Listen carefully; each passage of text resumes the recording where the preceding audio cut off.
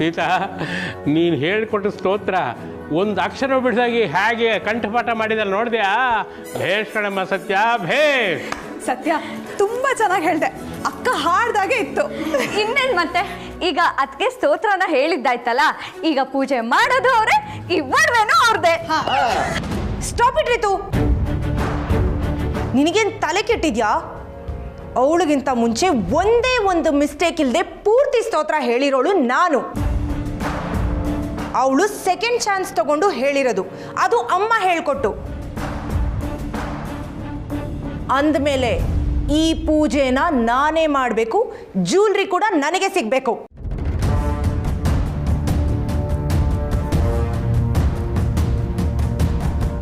ಅದು ನಿಜಾನೇ. ಮೊದಲನೇ ಸಾರಿ ಸ್ತೋತ್ರ ನೋಡದೆ ಹೇಳಿದವರೇ ಗೆದ್ದ ಹಾಗೆ. ಅದು ಮನೆ ಮಗಳಾದರೂ ಸರಿ, ಸೊಸೆ ಆದರೂ ಸರಿ.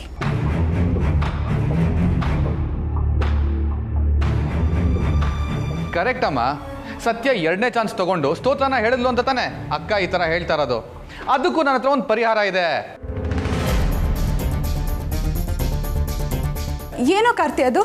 ಸಿಂಪಲ್ ಚಿಕ್ಕಿ. ಇವಾಗ ಅಕ್ಕ ಪೂರ್ತಿ ಸ್ತೋತ್ರನ ಮತ್ತೊಂದು ಸತಿ ಹೇಳಿದ್ರೆ ಅವಳೇ ಪೂಜೆ ಮಾಡಲಿ, ಅವಳೇ ಒಡವೆನೆಲ್ಲ ತಗೊಳ್ಳಿ. ಏನಂತೆ ಅಕ್ಕ?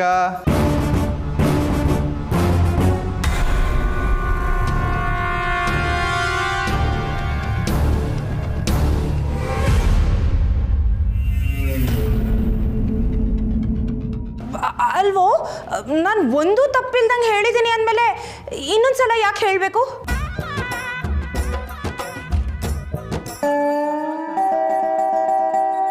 ಅಲ್ವೇ ಕೀರ್ತನ, ಒಂದು ಸಲ ಹೇಳಿದೆಯಲ್ವಾ, ಇನ್ನೊಂದು ಸಲ ಹೇಳೋದ್ರಲ್ಲಿ ಏನು ಕಷ್ಟ ನಿನಗೆ?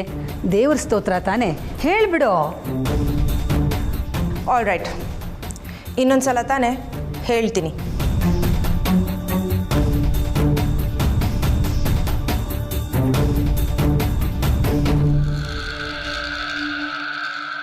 ಅಕ್ಕ, ಒಂದು ನಿಮಿಷ ನಿಲ್ಸು.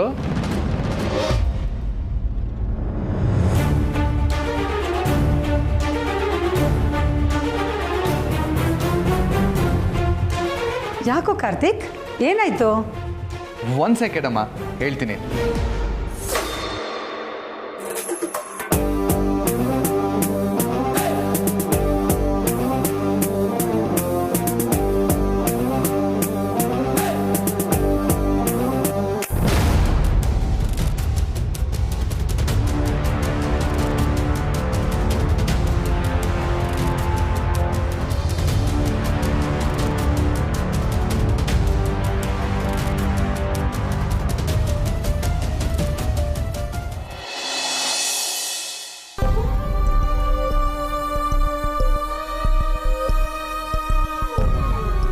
ಜಾನಕಿ, ಪೂಜೆ ಎಲ್ಲ ಚೆನ್ನಾಗಾಯ್ತಲ್ವಾ? ದೇವ್ರನ್ನ ನೋಡ್ತಾ ಇದ್ದರೆ ಹಾಗೆ ಎದ್ದು ಬರೋ ಹಾಗಿತ್ತು. ತುಂಬ ಚೆನ್ನಾಗಿ ಅಲಂಕಾರ ಮಾಡಿದ್ದೆ ಬಾಲ.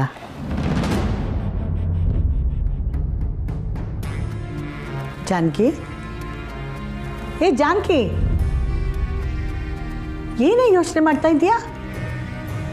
ಇನ್ನೂ ಅವಳ ಬಗ್ಗೆನೇ ಯೋಚನೆ ಮಾಡ್ತಾ ಇದೀಯಾ?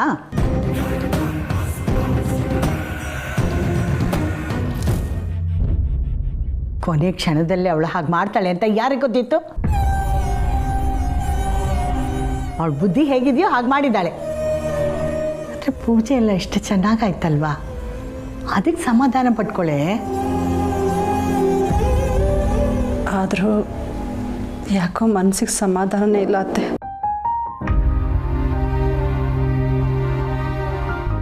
ಮನೆ ಮಗಳಾಗಿ ಮುತ್ತೈದೆಯಾಗಿ ಹೀಗೆ ಮಾಡೋದು ಸರಿನಾ ಹೇಳಿ? ಇದೆಲ್ಲ ಹೋಗಿ ಎಲ್ಲಿಗೆ ಮುಟ್ಟುತ್ತೆ ಅಂತ ಯೋಚನೆ ಮಾಡಿದ್ರೆ ತುಂಬ ಭಯ ಆಗುತ್ತೆ ಅತ್ತೆ. ಅವಳಿಗೇನೋ ಬುದ್ಧಿ ಇಲ್ಲ ಕಣೆ. ಅವಳ ಬಗ್ಗೆನೇ ಯೋಚನೆ ಮಾಡಿ ಮಾಡಿ ನೀನು ಯಾಕೆ ತಲೆ ಕೆಡಿಸ್ಕೊತೀಯಾ?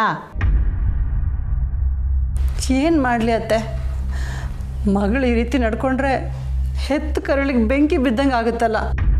ಏನು ಮಾಡ್ತೀಯಾ? ಒಳ್ಳೆ ತನ ಅನ್ನೋದು ಅವಳು ಜಾಯಮಾನದಲ್ಲೇ ಇಲ್ವಲ್ಲ. ಏನು ಮಾಡೋದು ಹೇಳು? ಆದರೆ ಬಾಲನ್ ನೋಡಿ ಅತ್ತೆ, ತನ್ನ ತಪ್ಪನ್ನು ತಿದ್ಕೊಂಡು ಒಳ್ಳೆಯವನಾಗಿ ಬದುಕ್ತಿದ್ದಾನೆ.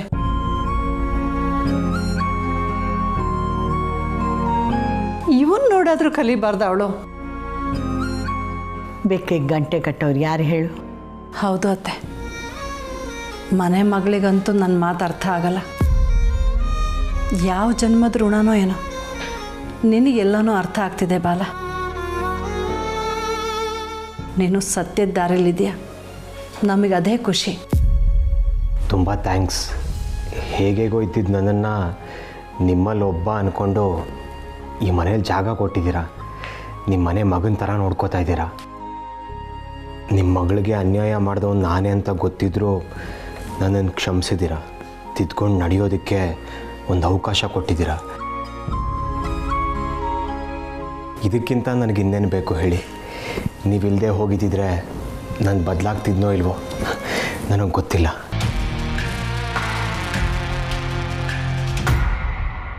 ನಾನಿವತ್ತು ಏನೇ ಆಗಿದ್ರೂ ಆ ಕ್ರೆಡಿಟ್ಸ್ ಎಲ್ಲ ನಿಮಗೆ ಸೇರಬೇಕು. ಯಾಕಾಗಿ ಹೇಳ್ತೀರಾಳಿ ಅಂದರೆ, ನೀವು ದಿವ್ಯ ಗಂಡ ಅಂದಮೇಲೆ ನಮ್ಮಲ್ಲ ಒಬ್ರು ತಾನೆ. ನಮ್ಮ ಮಗ ಆಗಿದ್ರೆ ನಾವು ಕ್ಷಮಿಸ್ತಾ ಇರಲಿಲ್ವಾ? ನೀವು ಹಾಗೇನೆ. ಜೀವನ ಅಂದಮೇಲೆ ಕಷ್ಟ ಸುಖ ಏರಿಳಿತ ಸಂಸಾರದಲ್ಲಿ ಬಿರುಗಾಳಿ ಇದೆಲ್ಲ ಇದ್ದದ್ದೇ. ಇನ್ನು ಮುಂದೆ ಆದರೂ ಆ ದೇವಿ ನಿನಗೆ ಒಳ್ಳೆಯದಾಗಲಿ ಅಂತ ಆಶೀರ್ವಾದ ಮಾಡಲಿ.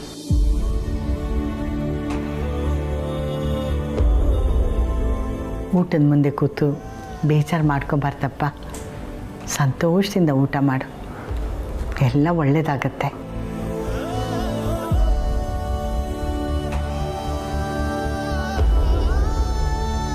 ನಿನಗೂ ಹೇಳಬೇಕಾ?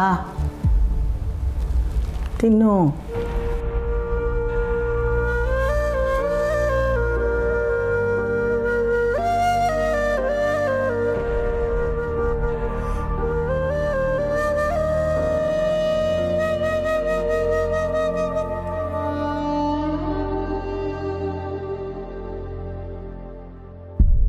ಇವ್ರಿಗೆಲ್ಲರೂ ಸೇರ್ಕೊಂಡು ನಾನೇನೋ ಮಾಡಬಾರ್ದು ತಪ್ಪು ಮಾಡಿದ್ದೀನಿ, ದೊಡ್ಡ ವಿಲ್ಲನ್ ಅನ್ನೋ ಥರ ಮಾತಾಡ್ತಿದ್ದಾರೆ.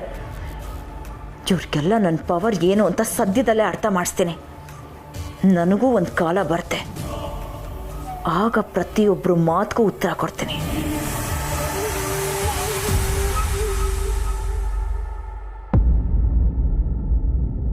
ಕಿವಿಲಿರೋ ಏರ್ಪೋರ್ಟ್ಸ್ ತೆಗೆದು ಆಮೇಲೆ ಸ್ತೋತ್ರ ಹೇಳಕ್ಕ?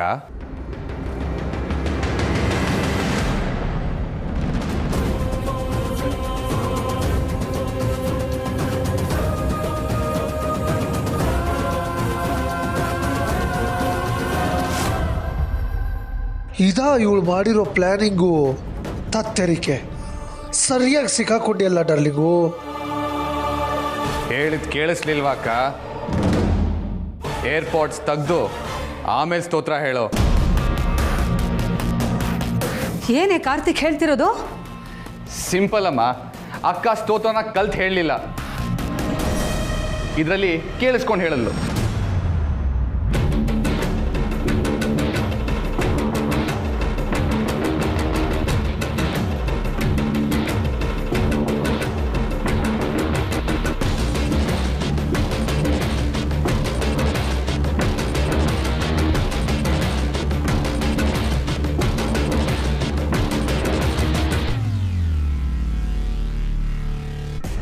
ನಮ್ಮ ಮುಂದೆ ಅವಳೇ ಕಲ್ತು ಹೇಳಿರೋ ತರ ನಾಟಕ ಆಡಿದ್ಲು ಅಷ್ಟೇ. ಕಾರ್ತಿಕ್, ಮಾತಾಡಬೇಡ ನೀನು. ನನ್ನ ಮುಂದೆನೆ ನನ್ನ ಹೆಂಡತಿಗೆ ಅವಮಾನ ಆಗಕ್ಕೆ ಬಿಡ್ತೀನಿ ಅಂತ ಹೇಗೆ ಅನ್ಕೊಂಡೆ ನೀನು?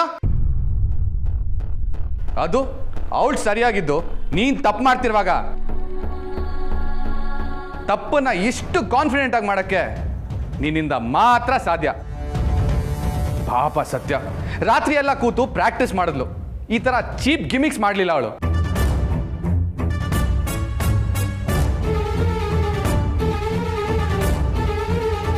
ಅಲ್ಲ, ಈ ತರ ಮಾಡಕ್ಕೆ ನಿನಗೆ ಮನ್ಸಾದ್ರೂ ಹೇಗೆ ಬಂತಕ್ಕ?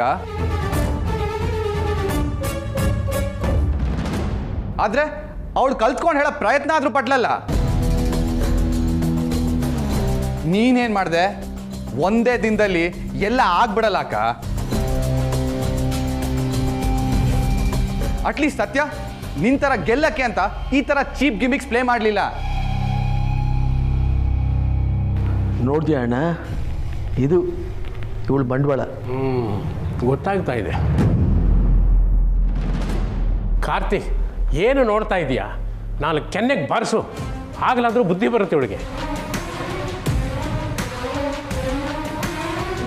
ಛೀ, ನೀನು ಹೀಗೆ ಮಾಡ್ತೀಯ ಅಂತ ನಾನು ಅನ್ಕೊಂಡಿರ್ಲಿಲ್ಲ. ನಾಚಿಕೆ ಆಗಬೇಕು ನಿನ್ನ ಜನ್ಮಕ್ಕಿಷ್ಟು. ಅಮ್ಮ ಅದು ಮುಚ್ಚ ಬಾಯಿ, ಮಾತಾಡಿದ್ರೆ ಹಲ್ಲು ಉದುರಿಸ್ಬಿಡ್ತೀನಿ. ಅಮ್ಮ ಪ್ಲೀಸ್ ಅಮ್ಮ, ನಾನು ಗೆಲ್ಲೋದಕ್ಕೆ ಈ ರೀತಿ ಮಾಡಿದ್ದು. Please try to understand. Keerthana, ಗೆಲ್ಲೋದಕ್ಕೆ ಈ ಥರ ಮೋಸ ಮಾಡ್ತೀಯಾ? ನಾಚಿಕೆ ಆಗಲ್ವೇನೆ ನಿನಗೆ? ಛೀ, ನನಗೆ ಈ ಸತ್ಯನ ಮುಂದೆ ಸೋಲೋದಕ್ಕೆ ಇಷ್ಟ ಇಲ್ಲ ಅಮ್ಮ.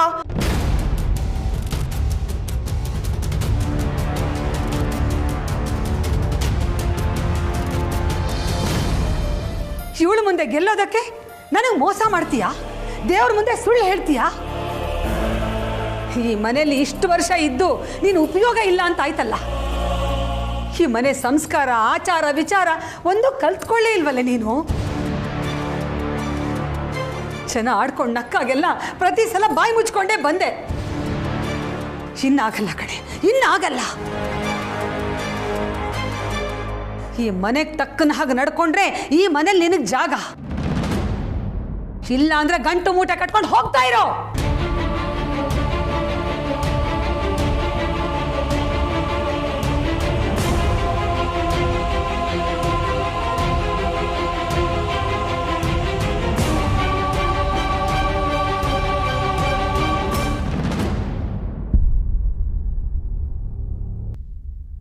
ಬೇರೆ ಮನೆಯಿಂದ ಬಂದು ಪ್ರಾಮಾಣಿಕವಾಗಿ ಕಲಿಯೋಣ ಮೇಲೆ ಅಪವಾದ ಹೊರಿಸ್ತೀಯೇನೆ? ಯಾಕೆ ಕೀರ್ತನ, ಯಾಕೆ ಹೇಗೆ ಮಾಡಿದೆ? ನಿನಗೆ ಒಡವೆಗಳು ಬೇಕು ಅಂತ ಹೇಳ್ಬಿಟ್ಟಿದ್ದಿದ್ರೆ ನಾನೇ ನಿನಗೆ ಕೊಟ್ಬಿಡ್ತಿದ್ದೆ.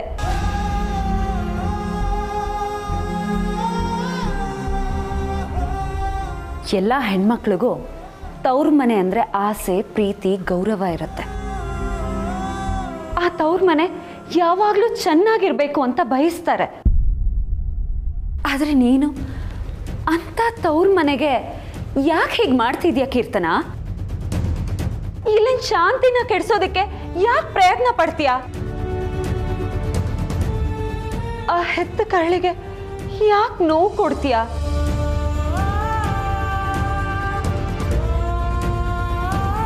ಎಷ್ಟೋ ಹೆಣ್ಮಕ್ಳಿಗೆ ತವ್ರಿಗೆ ಹೋಗೋ ಭಾಗ್ಯನೇ ಇರಲ್ಲ ಕೀರ್ತನ.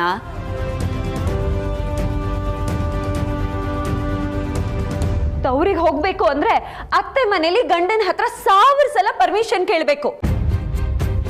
ಅಲ್ಲಿ ಒಪ್ಪಿದ್ರೆ ಮಾತ್ರ ಹೋಗ್ಬೋದು, ಇಲ್ಲ ಅಂದ್ರೆ ಇಲ್ಲ. ಆತರ ಎಷ್ಟೋ ಜನ ಹೆಣ್ಮಕ್ಳನ್ನ ನಾನ್ ನೋಡಿದ್ದೀನಿ. ಇವತ್ತಿಗೂ ಗಂಡನ ಮನೆ ಸೇರಿದ ಹೆಣ್ಮಕ್ಳಿಗೆ 5 ವರ್ಷಕ್ಕೆ ಒಂದ್ಸಲನೋ ಅಥವಾ 10 ವರ್ಷಕ್ಕೆ ಒಂದ್ಸಲನೋ ತವ್ರಿಗೆ ಹೋಗೋ ಅವಕಾಶ ಸಿಗತ್ತೆ. ಅದು ಅಲ್ಲೇ ಉಳಿಯೋ ಹಾಗಿಲ್ಲ, ತಕ್ಷಣ ವಾಪಸ್ ಬಂದ್ಬಿಡ್ಬೇಕು. ಆ ಕಂಡೀಷನ್ ಮೇಲೆ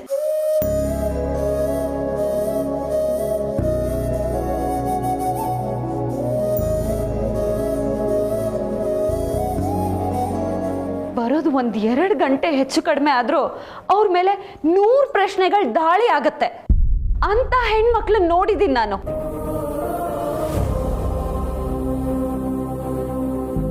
ಅದನ್ನೆಲ್ಲ ಸಹಿಸ್ಕೊಂಡು ಅತ್ತೆ ಮನೇನು ತೂಗಿಸ್ಕೊಂಡು ತವ್ರ ಮನೆ ಆಸೆಗಳನ್ನ ಅದುಮಿಟ್ಕೊಂಡು ಬದುಕೋ ಎಷ್ಟೋ ಹೆಣ್ಮಕ್ಳ ಜೊತೆಗೆ ನಾನು ಬದುಕಿದ್ದೀನಿ. ಅಂಥದ್ರಲ್ಲಿ ನಿನಗ ಕಷ್ಟನೇ ಇಲ್ವಲ್ಲ ಕೀರ್ತನ? ತವ್ರ ಮನೇಲೇ ಇದೆಯಾ, ಎಲ್ಲರೂ ನಿನ್ನನ್ನು ಪ್ರೀತಿಸ್ತಾರೆ. ಅಂಥದ್ರಲ್ಲಿ ಇದ್ಯಾವ ಕಷ್ಟನೂ ನಿನಗೆ ಗೊತ್ತಿಲ್ಲದೆ ನೀನಿಲ್ಲಿ ಆರಾಮಾಗಿದ್ಯಾ?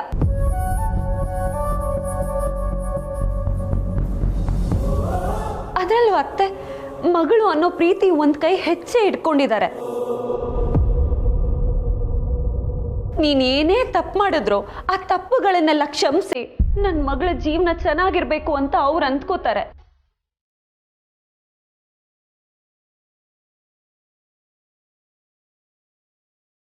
ಅವ್ರು ತೋರಿಸೋ ಪ್ರೀತಿಗೆ ನಿನ್ನ ಹತ್ರ ಸ್ವಲ್ಪನೂ ಬೆಲೆ ಇಲ್ವಾ?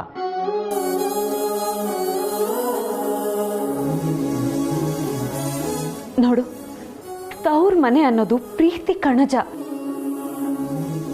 ಸಾಧ್ಯ ಆದ್ರೆ ಅದಕ್ಕೆ ಒಳ್ಳೆಯದನ್ನೇ ಬಯಸು.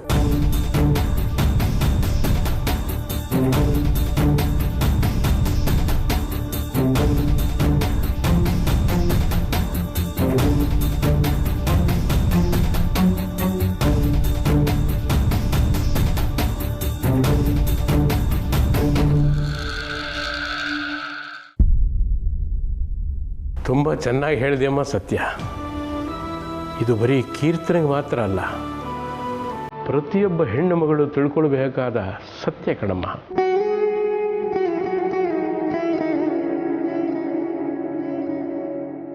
ಸೀತಾ, ನೀನೇನು ಬೇಜಾರು ಮಾಡ್ಕೋಬೇಡ.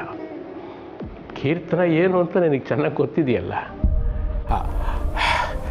ಮುಂದಿನ ಕೆಲಸದ ಕಡೆ ಗಮನ ಕೊಡು.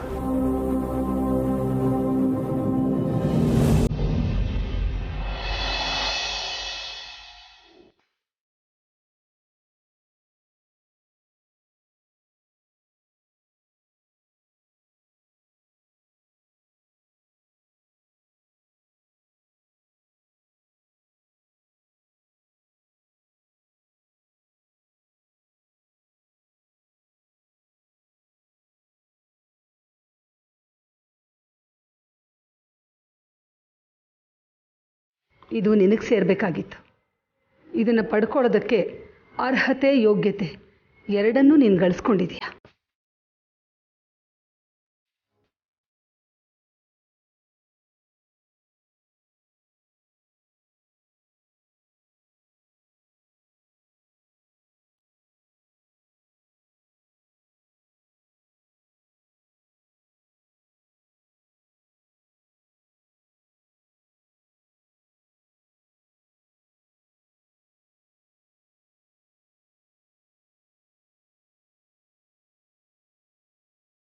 ನಾನು ಹೇಳಿರ್ಲಿ ಇವತ್ತಂಗೆವ, ಏನೇ ಆದ್ರೂ ಗೆಲ್ಲೋದು ನಮ್ಮ ಅಕ್ಕ ಬಂಡೆ ಅಂತ.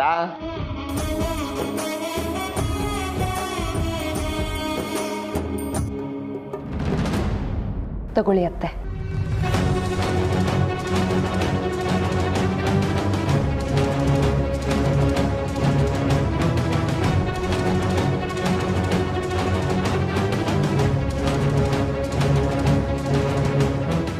ಯಾಕಮ್ಮ ಸತ್ಯ, ಪಂದ್ಯದಲ್ಲಿ ನೀನು ಗೆದ್ದಿದ್ದೀಯ, ಅದು ನಿನಗೇ ಸೇರಬೇಕಾದ್ದು.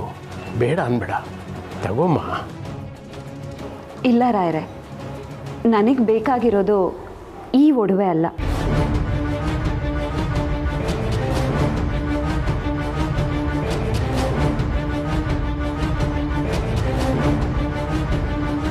ಅತ್ತೆ ನನ್ನನ್ನು ಸೊಸೆ ಅಂತ ಮನ್ಸಾರೆ ಒಪ್ಕೊಂಡು ಬಾಯಿ ತುಂಬ ಸತ್ಯ ನನ್ನ ಸೊಸೆ ಅಂತಾರಲ್ಲ, ಆ ಒಡವೆ.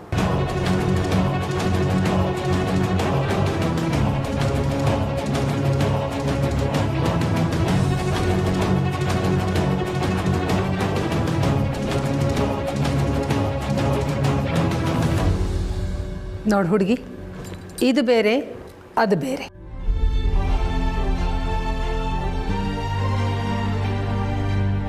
ಅತ್ತೆ, ನೀವು ಈ ಮನೆ ಮಹಾಲಕ್ಷ್ಮಿ. ಇದು ನಿಮ್ಮದು. ಇದು ನಿಮ್ಮ ಹತ್ರ ಇದ್ರೇನೆ ಇದಕ್ಕೊಂದು ಗೌರವ. ನೀವು ನನ್ನನ್ನು ಸೊಸೆ ಅಂತ ಒಪ್ಕೊಂಡ್ಮೇಲೆ ಇದು ನನಗೆ ಸಿಕ್ಕೇ ಸಿಗತ್ತೆ. ಅಲ್ಲಿವರೆಗೂ ಇದು ನಿಮ್ಮ ಹತ್ರ ಇದ್ರೇನೆ ಚಂದ.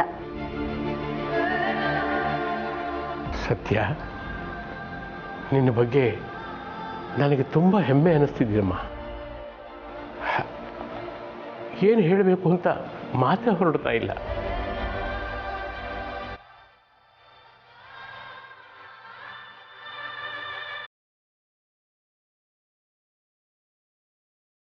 ತಗೊಳ್ಳಿ ಅತ್ತೆ.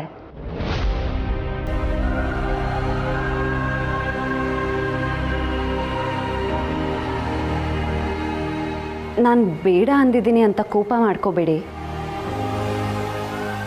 ಯಾವತ್ತು ನೀವು ನನ್ನನ್ನು ಸಂಪೂರ್ಣವಾದ ಮನಸ್ಸಿಂದ ಸೊಸೆ ಅಂತ ಒಪ್ಕೋತೀರೋ ಅವತ್ತು ಖಂಡಿತ ತಗೋತೀನಿ.